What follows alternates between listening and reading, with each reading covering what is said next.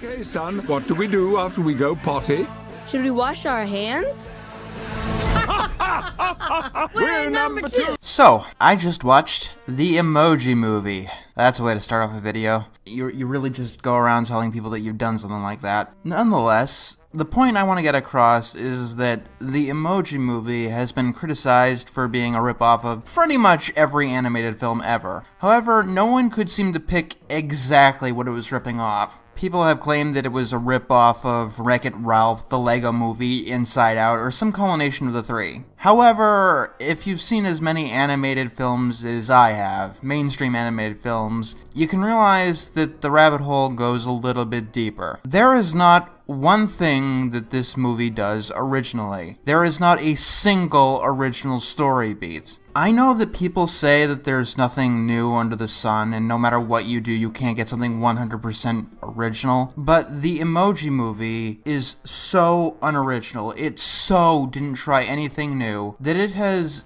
done something that no other movie has done before. This movie actually made me realize how formulaic animated movies have become in the past decade. Let me put it like this. The Emoji Movie isn't everything wrong with cinema, as many people claim, but pretty much everything wrong with cinema is in the Emoji Movie. And of course, it's definitely ripe for review. It's been something that I wanted to review since I originally heard about it. However, since most of his problems are cliches, it gives me a conundrum. I didn't want to constantly break the pace in an Emoji Movie review to talk about why each cliche was bad, because it would break the flow massively. As spoilers, most things on this list are in the Emoji Movie. So I've decided to have a little bit of fun and sort of make this a pseudo two-parter. Today, we're doing a list of the top 11 worst animation cliches because no one is immune to them. And in this list, I'm planning to go into detail on my problem with these select cliches, so I don't have to constantly pause my Emoji Movie review to talk about why this doesn't work in the grander scope of things. Let's establish a few ground rules first. While I am going to have a lot of focus on movies in general, I'm also going to be giving some focus to animated television, because that's also fallen into formula as of late, if my big mouth review didn't give that away a little bit. On top of that, I am only focusing on Western animation. I don't watch enough anime to really gauge cliches and overused tropes that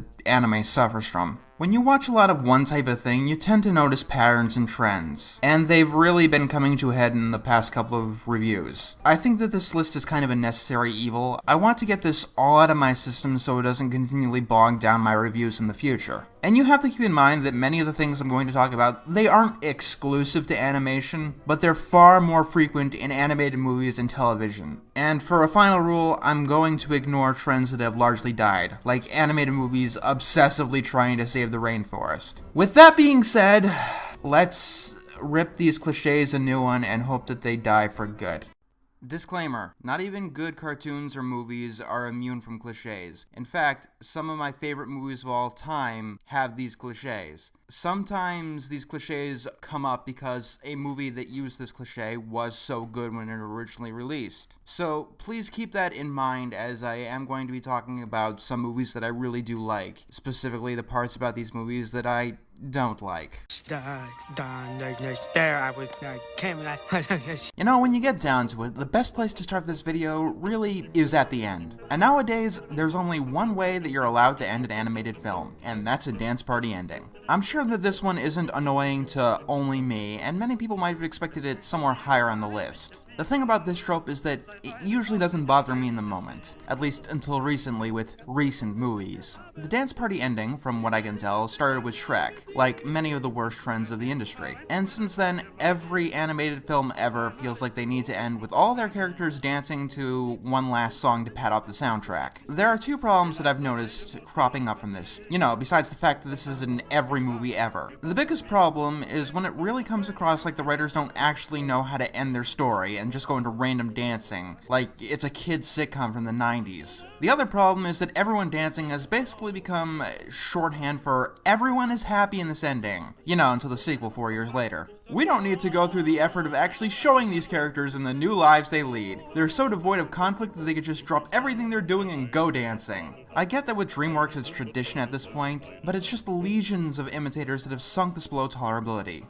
And besides, it's usually just watching characters that are unskilled at dancing. That's not interesting. If you want to wow me with your unique ways your character moves, you should have gotten to that earlier in the movie. And it's always to some pop song that immediately dates the movie, which can be quite jarring if it's otherwise timeless, and has a message that's supposed to resonate throughout the ages. At this point, if you ask me, any movie that ends with their characters just dancing for no real reason can get Shrek'd. Yeah, that reference was painful. I know it was. Now hopefully, that's what you get to think about every single time that you see a dance party ending, because that's the pain that I feel every time I see a dance party ending. I can only justify this being at number 11 because it is at the end, and it usually doesn't affect my enjoyment of the overall product. Unlike... Yo!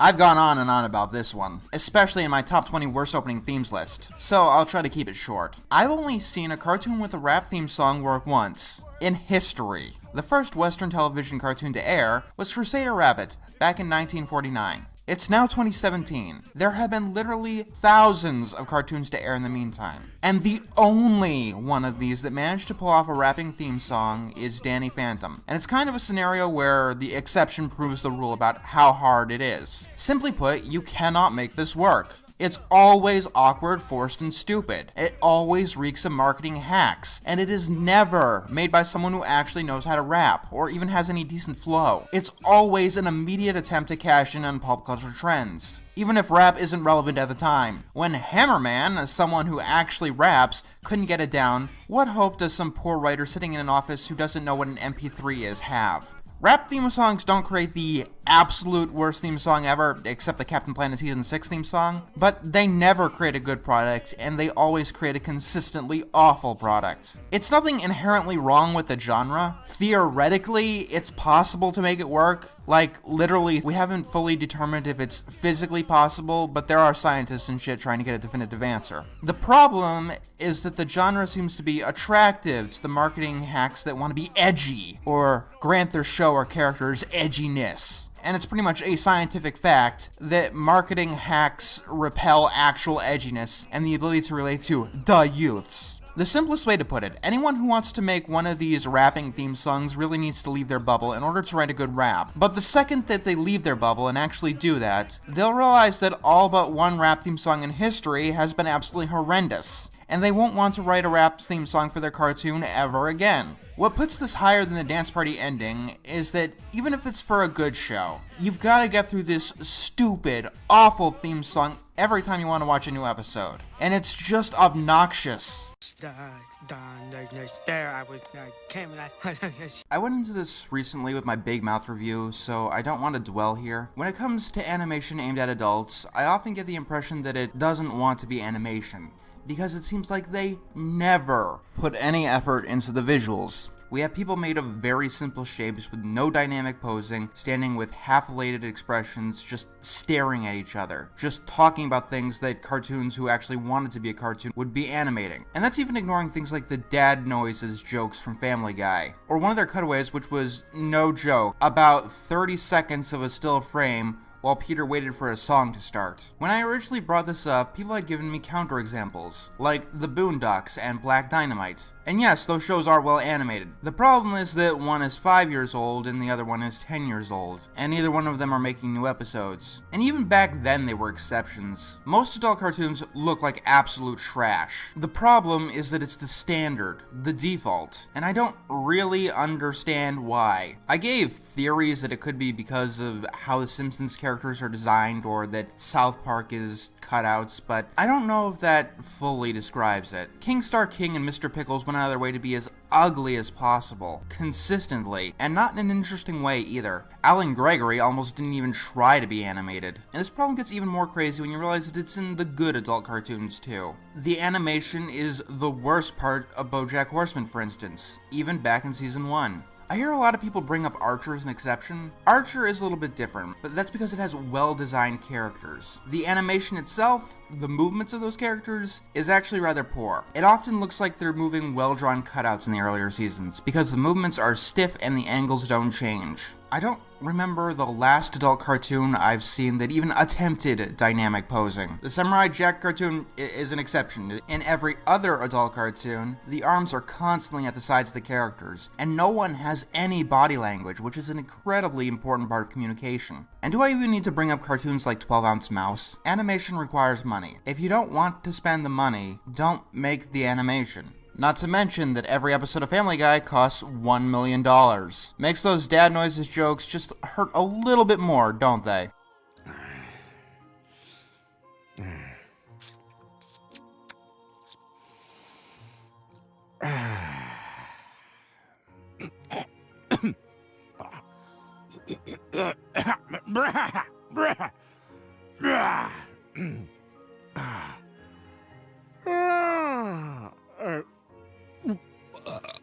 I fed up with this world.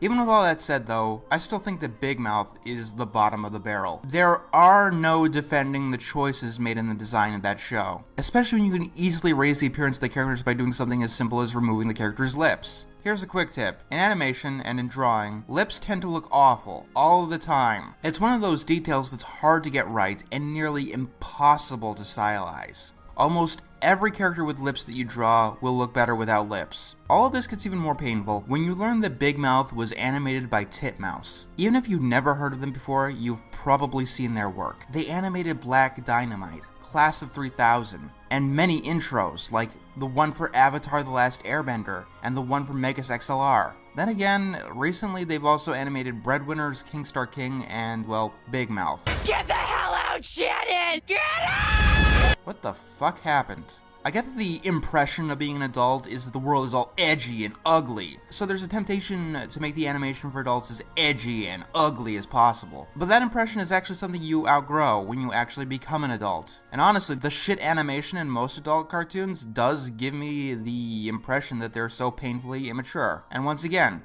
not wanting to be a cartoon.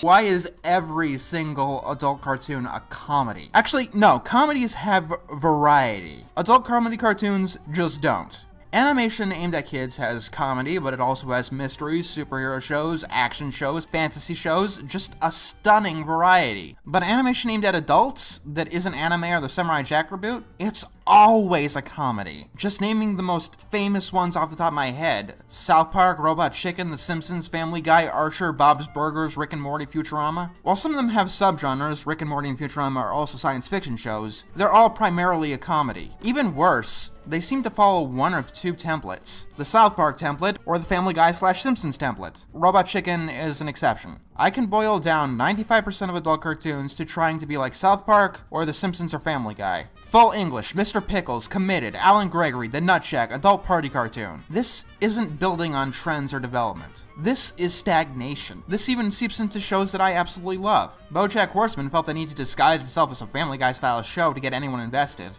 Rick and Morty feels the need to have Beth and Jerry, which are every form of awful. I don't care how realistic their portrayal of marriage is supposedly, they weigh down the show. Alone, together, they're miserable characters. When you come down to it, this is probably the most damaging thing to the reputation of television animation. It's common for adults to assume that animation is a genre like, say, westerns. It's not. Animation is a medium. But it's hard to blame the general public when every single fucking cartoon aimed at adults is interchangeable. You can either get South Park cash-in number 972 or Family Guy cash-in number 574. I get that when it comes to the latter, the same person is behind Family Guy, American Dad, The Cleveland Show, and was involved in the creation of Border Town. Some more pretty interchangeable shows, but that's not an excuse. Look at someone like Steven Spielberg. He directed Jaws, E.T., Raiders of the Lost Ark, Back to the Future. All movies that have wildly different genres and tones. Even one person can have a teensy bit of variety. Unless we're talking about adult animation, I guess. Then the entire industry doesn't.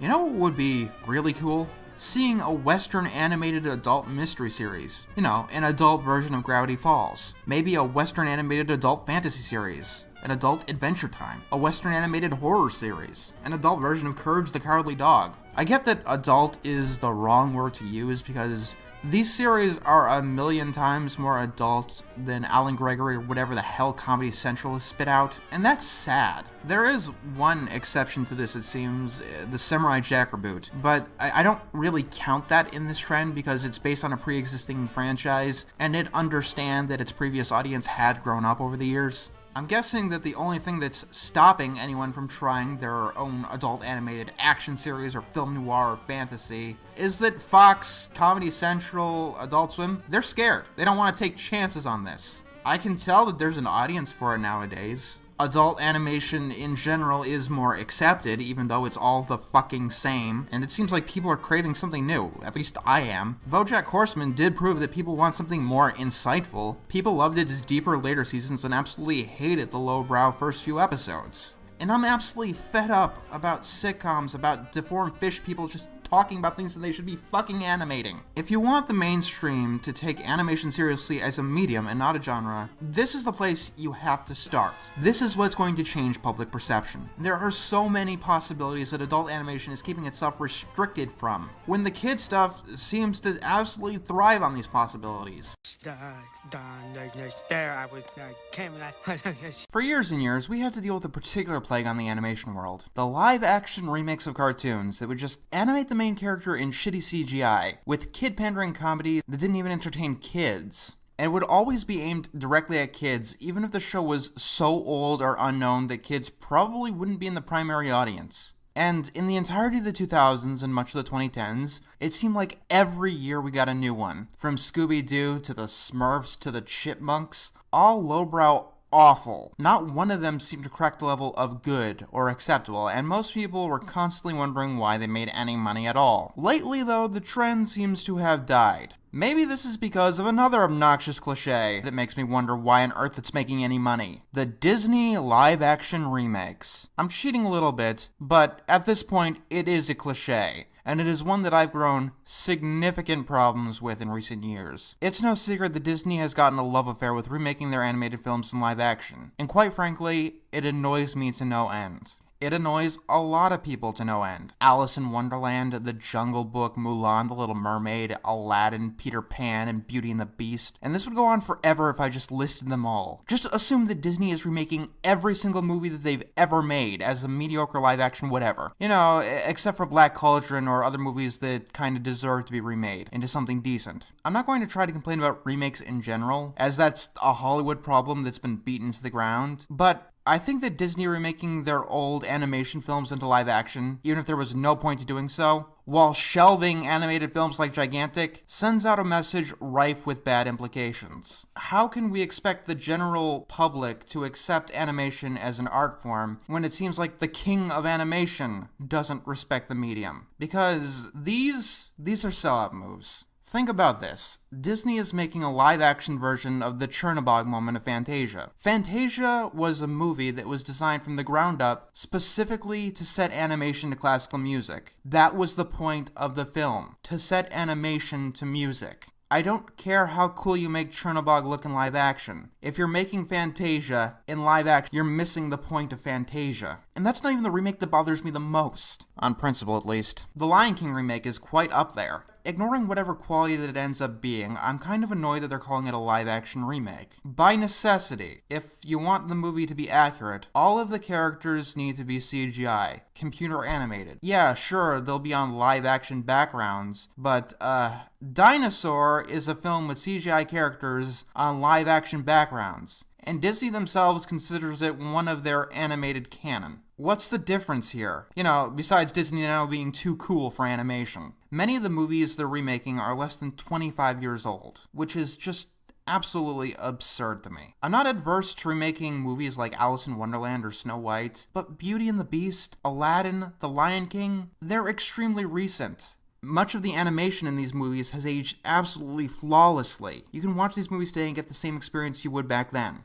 Especially because they're often shown in theaters. The Lion King was shown in theaters in 3D in 2010. Many of the times, Disney seems to have lost the plot on what made the movie so beloved in the first place. Mulan without musical numbers. Really. Not only one of people's favorite parts of the movie, but one of the best Disney soundtracks of all time. You're remaking Aladdin with no songs. Making Aladdin without Robin Williams as the genie, that's a battle that I don't even want to know if you want to fight. The most different version was Tim Burton's Alice in Wonderland, and it's gotten many detractors, and most people seem to prefer the original because the new one is too different. The most similar version was Beauty and the Beast, and people seem to prefer the original because they find the remake pointless, and it's not different enough. What's the point is actually a question I ask myself a lot when thinking about these remakes. Even some of the more off-the-wall choices like in The Jungle Book, or making Alice in Wonderland dark and gritty. We already have a dark and gritty Alice in Wonderland, American McGee's. Not saying another person can't try to make a dark and gritty Alice in Wonderland, but it's been done before. We've seen this.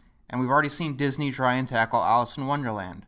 What's the point? What's new here? Making a remake and getting good critical consensus to match the original is a battle that you can't seem to win. If you go in the same direction, if you go in a different direction, it's a hard fight. But I think that they're doing this because I think that they have to. Disney is good at adapting things. That's what their bread and butter is. They've always gone back and made old stories new. It's something that they've been doing since the beginning. Snow White and the Seven Dwarfs was not originally Walt Disney's story. And at the same time, it's become harder and harder for them to access new stories. It's long been known that Disney has been fucking up the public domain for years. And I guess that they assumed that it would never catch up to them. These live-action remakes are what it looks like when this is finally catching up to them. Think about this. If the public domain laws were always the way that Disney had a large hand in fucking up, they would not be able to license Alice in Wonderland when they first made the Alice in Wonderland film. And there are several examples in the Disney animated canon. And now it seems like the public domain is so fucked up that they can't find any new material, since they've already done an adaptation of everything. So what choice do they have? You know, it's either buying everything from Maker Studios to Marvel to Star Wars, even if they have nothing to do with the image of Disney as a whole, or remake the stories that they've already remade, because Disney went out of its way to prove the usefulness of the public domain by killing the public domain. This is probably a topic for another day, but hopefully in 2019, we can actually stop this Mickey Mouse Protection Act shit. The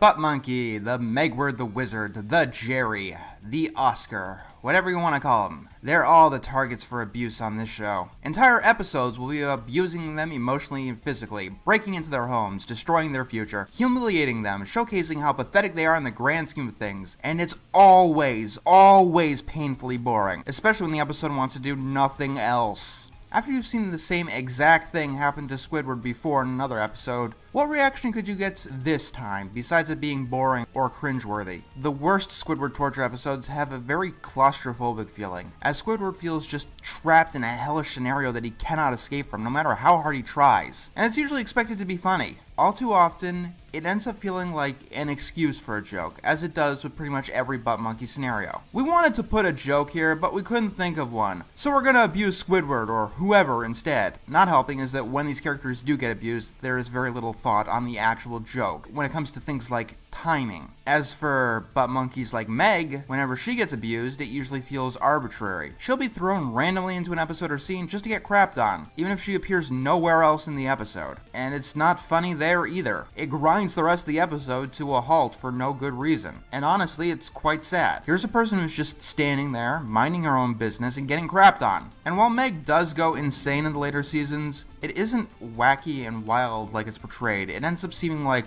a logical progression of events. Because when Meg started getting abused in her show, she was just supposed to be an average teenage girl. Stressed Eric is one of my top 10 least favorite shows of all time because it's built on this principle, and it's a perfect showcase to exactly why this doesn't work. Something bad happens to Eric. That is the basis of every single joke in the show. It becomes predictable. And when comedy is predictable, it fails. You can easily figure out that the world is going to give Eric pain no matter what. And not only that, in the worst way possible. So it's easy to predict exactly what's going to happen. And before long, it gets tedious. And on a story level, when it becomes clear that it's absolutely impossible for a character to succeed, it's nigh impossible to have any investment in their attempts to succeed. Both comedy and drama do need investment. You occasionally need to mix it up, you know? And you can only really do that by not having a butt monkey character. Butt monkey characters are intrinsically repelled from being explored in depth, given some established criteria to work with. Because the universe is just going to crap on them and destroy their dreams and make them realize that whatever they're doing is pointless.